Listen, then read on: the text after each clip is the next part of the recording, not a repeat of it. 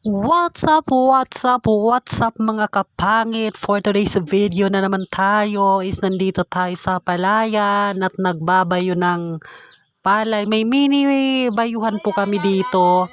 Tsaka ayan po kasama si kuya at yung asawa ko at yung asawa ni kuya at yung babies niya.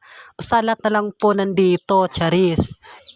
For today's video mga katsaka, ipapakita ko naman sa inyo yung kagandahan ng palayan namin dito, charis.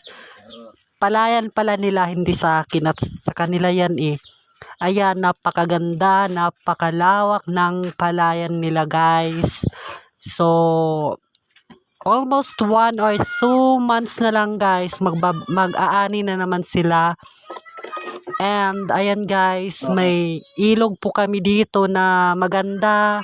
Diyan po kami minsan naglalaba. Syempre, iba yung iniinuman namin guys. So ayan, diyan din po kami kumukuha ng pangulam namin paminsan-minsan guys. So ayan, 3 sako po yung binabayo nila. Then paglabas po ng palay sa bayuhan is magiging bigas na po siya guys. So, maya't maya lang is